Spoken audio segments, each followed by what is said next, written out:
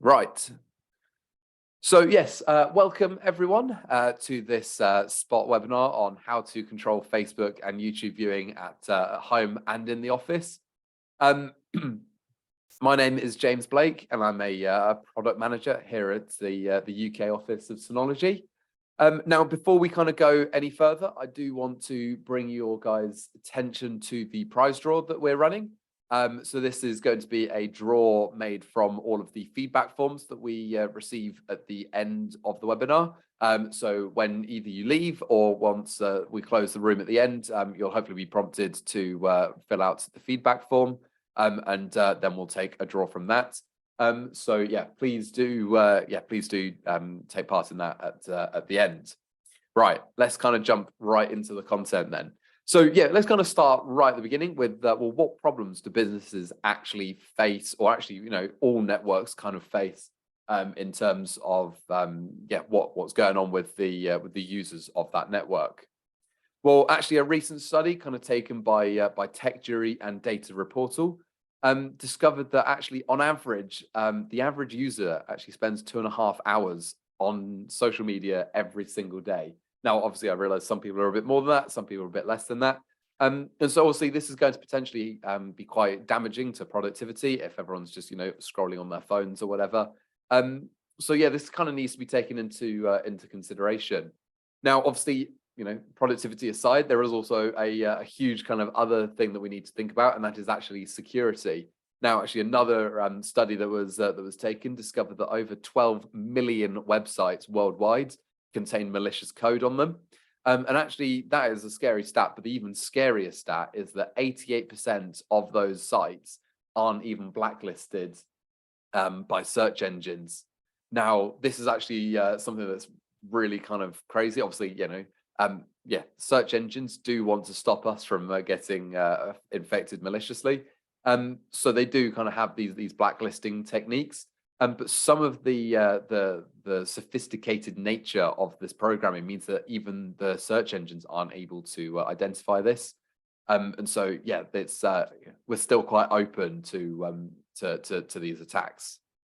So I guess, yeah, there's kind of one thing that we can do straight from the off that is going to enable us to help, stop getting affected by this.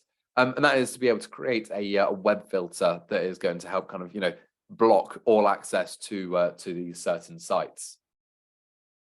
So what we'll do here, obviously, as you can see here on screen, I'm on YouTube, and obviously this is going to be quite distracting if I'm trying to get some work done in the office. So what we can do is if we jump into the Synology router, here we go. Yeah, jump into Synology router, and if we open up safe access, we can then create a user profile in here. So we'll click start, follow the wizard. We'll create a new user profile, and we'll call this one nice and simply James. There we go. And now we can assign the device on the network to that user profile. So here we've got my computer. We'll just click create. Excuse me. So yeah, this is now going to create our nice user profile. So there we go, done. Now what we can do is we can create a web filter for us to utilize. So obviously we've got a default number of filters that we can create, but what we'll do, we'll create our own unique one. So we'll call this one just nice and simply, I think we'll call it YouTube block. I can spell properly. There we go. And we'll click next. Now, obviously, we've got loads of different kind of categories that we can choose, but here we'll just create a nice simple one. We'll define the exact domain that we don't want to be able to access, and we'll click apply.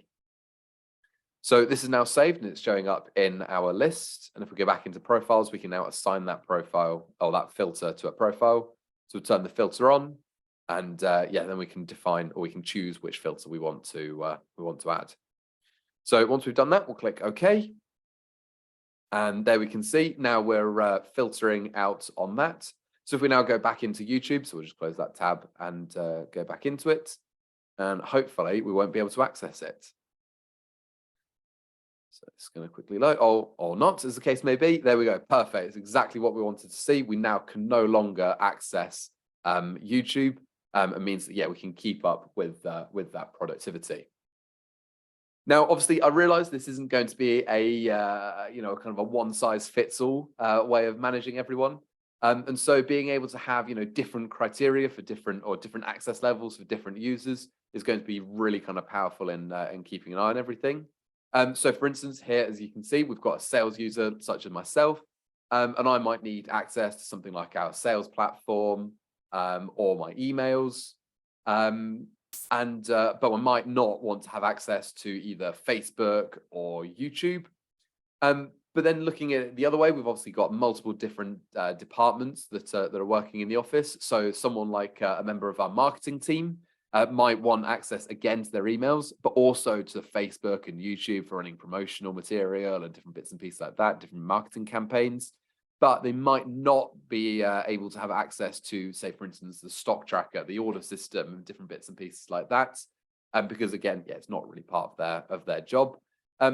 So actually, yeah, we had a quite a good case of this. One of my colleagues, Jeremy, he actually was on the sales team last year, but about halfway through last year, he actually jumped ship to the marketing team. And so, yeah, let's kind of take a look at how we can move people from different places. So again, once we're here, we're on the router, and as you can see, we've got my colleague Jeremy. And if we open up YouTube, hopefully he won't be able to have access to it because he's part of our sales team at the moment. Now, what we can do is if we click Edit, there we go, Edit. We can then go into Web Filter, and then we can change the web filter that we want. And we'll change him into Marketing Group, and we'll click OK, and OK again. And there we can see, so now he's part of our marketing team. And if we now reload YouTube, hopefully we will be able to, a bit of a weird artifacting, we apologize for that. But yeah, hopefully if we go into YouTube, there we go. He can now access that page, and means that he can now start running loads of different promotions and different bits and pieces as that job kind of requires. Now, obviously, yeah, we've kind of talked a lot about blocking pages. That's obviously not going to be the only kind of thing that we might want to do. Now, recently we've been seeing on this particular network, we've been seeing quite a few slowdowns where everything's kind of seemed to be hanging for a bit.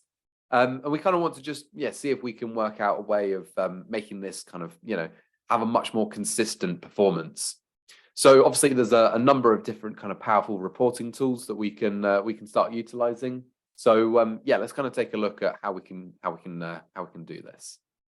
So again, here we are on the router, and if I open up Network Center and go into Traffic Control, under Monitor, we can obviously see what's going on at the exact moment in time on our network. And we can actually see this per system.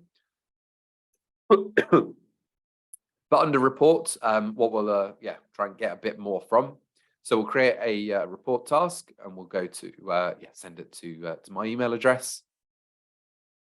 And once we're happy with all that, we shall click OK. Now this has created our report schedule, but actually we'll want to generate a report right now, so we'll just do that.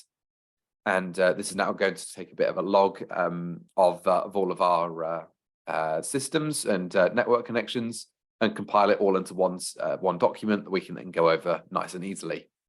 So we'll just export this locally. So we'll export it as a CSV file, nice and easy to view then. And now we can open up this download. So we'll just go through the folders. There we go, and there we go. So now if we open up our CSV file, we can see loads of different bits of information. Obviously, we can see, network traffic on different timestamps. Or if we scroll down a bit, we can see loads of different bits and pieces. So what country we might be accessing, or even the domains that we're actually pointing towards. But what we're actually mainly focused on is the internal network. So let's just take a look at what devices are actually using up lots of the network. So obviously here we can see that device UNA 00186, catchy name, love Microsoft's naming convention, is actually taking up 100% of the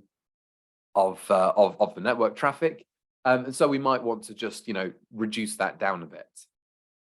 So yeah, how can we actually start reducing the kind of network bandwidth that we have for specific devices?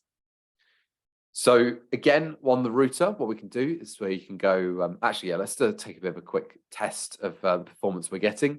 So we'll just run a quick speed test. We'll just use the standard Google one, and we'll just do a quick test now. So we're getting anywhere between 7, 8, just about touching 9 occasionally, megabits per second download speed. And once we've done that, also, yeah, upload speed, we're getting around 2 megabit per second. So what we can do, we can create a task to help kind of restrict this a bit. So under Network Center, we can again go into traffic control. And if we click Advanced, we can then add an advanced kind of task. So again, we'll choose the device that's taking up all of our bandwidth. And then we can kind of give a window that we want to of guaranteed bandwidth. So anywhere between 1 and 250 kilobytes per second. Once we're happy with that, we'll click OK. And we'll click Apply. There we go. And once that's saved, we can now run a new speed test. So yeah, now we can see that we're now limited to just under 2 megabit per second. Yeah, so you can definitely see that we managed to reduce the performance of that system over the network. Yeah, that's going to be really key for managing those systems. Now, obviously, we've talked about a lot of different kind of features and everything, but what are kind of some of the more general kind of best practices that we need to kind of take into account when setting up our networks? Well, primarily, obviously, the very first thing we need to look into is basic network security. So actually, what kind of levels we can take to, or what kind of different bits and pieces actions we can take. That's the word I was looking for. To help prevent any attacks getting in. Obviously, the other side of it is enabling the firewall on your router, or even if you have a slightly larger business network, you might want to have a distinct system just for your firewall. And then also we'll obviously kind of separate out some of the systems, just so we can kind of get a little bit less kind of cross-contamination. So there's kind of some quite cool ideas that we'll go into in a sec. Now, obviously, with basic kind of network security, obviously, first thing first, we'll always recommend is creating your own Wi-Fi SSID. Now, this is going to be really kind of a powerful thing because obviously, you see everyone, they do it, they get their normal ISP router, they plug it in, and then they leave all of the settings completely standard. They don't touch any of them. And so everyone knows that Joe Bloggs down the road is running a BT internet modem. And so, you can kind of quite easily find out, the default admin password, the model of that router, the firmware that router might be running, all from just looking at that default SSID. So, defining your own SSID is going to be a really kind of key step. Now, obviously, alongside that, as I mentioned, was actually changing a router password. So not just your access password, but also your account password, so the admin password for managing that system. But also the other side of it is actually keeping your router up to date. So actually, at the time of the webinar, the Synology router version 1.3 is the current version, and so every kind of update after that is going to be bringing patches, features, and security fixes that might be discovered 5-10 years down the road. So those are all going to be really kind of key things to keep on top of. Now, as we mentioned, enabling the firewall is going to be a really kind of key feature as well. So being able to control inbound and outbound traffic and packets that are going in, your local network out onto the internet, and also vice versa, is really useful.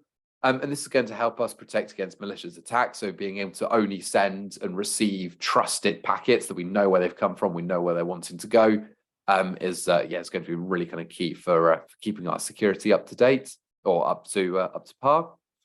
And then also, as I mentioned earlier, the creating of different subnets. So obviously, we've seen a huge rise of IoT devices, so Internet of Things devices. And I know, I know my missus has battered me down And so we've got a load of, smart light bulbs, and we're actually looking to get, smart blind rollers and smart curtain openers and all the rest of it. So yeah, being able to keep these things all on a separate network is going to be really key. Now, the reason we say this is actually because the life cycle of these devices can be, or the software life cycle of these devices can actually be really short. And so, yeah, being able to, they might not get those security patches and different bits and pieces like that all that often. So they can be quite vulnerable systems on our network. And so being able to keep them on a completely separate network to our main systems, which are all, holding private and confidential data, is going to be really useful for, as I say, yeah, stopping that cross-contamination. Now, likewise, being able to create guest networks, being able to, people that just kind of starting or joining your network for a short amount of time. You might have a super tech savvy, I don't know, niece or nephew that wants to jump on your network and start searching around for loads of different things and finding vulnerabilities and private data. Then that's going to be something you might want to keep on a separate network. But also the other thing that you might be thinking of when doing larger business kind of networks is actually keeping the surveillance network completely separate as well. Obviously, if someone gets into your IoT devices network, you obviously don't want them to be able to view every single camera in your house or in your business office. So yeah, keeping everything on a separate network is going to be really useful for making sure that you have none of that cross contamination. Now, obviously, that's kind of some general things that we might want to do with all of our routers and our networks. But why might you want to do that with a Synology router? Well, obviously, there's a couple of different features that we do offer. So first off, being the VPN server solutions. Now, whether that be on either a Synology NAS or a Synology router, there's some really useful reasons why you might want to go with a VPN. Obviously, then we've also got the security systems that Synology offers above and beyond, your basic ISP kind of routers.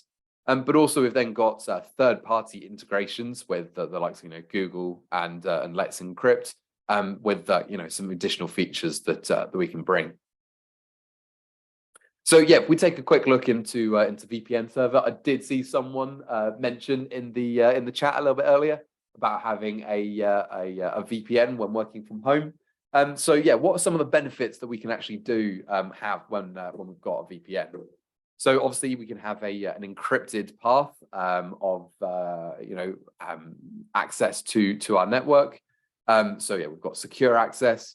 We can then obviously access all of our internal systems from outside the network without whilst appearing to be on that network.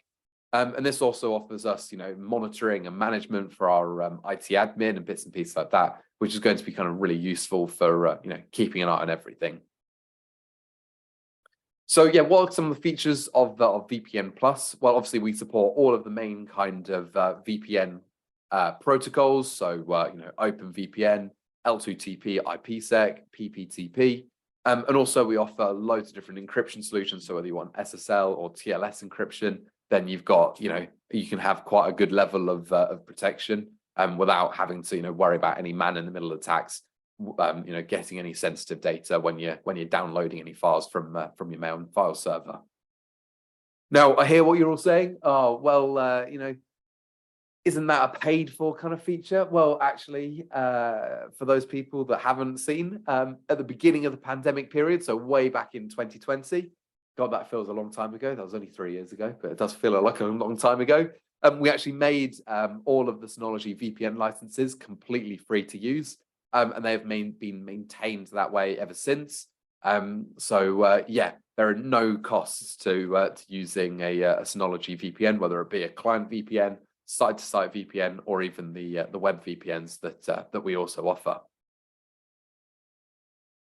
Now, of course, the security that the Synology systems also offer is going to be kind of really powerful. So being able to have that Synology bounty program, so having rewards for anyone that finds an insecurity in our systems is going to be really useful, and that's all managed by the Product Security Incident Response Team. Amazing title of the team, or just Synology CERT for short. But also alongside this, we're actually a member of FIRST, so the Forum of Incident Response and Security Team. So it means we're not just, getting information from individuals, but we're also able to share, security ideas with other professional bodies as well. Is a kind of a really useful thing for making sure that we're on top of absolutely everything. Now, again, kind of the very few last things that we just wanted to cover was also that third-party integration. So I said right at the top, being able to integrate with or having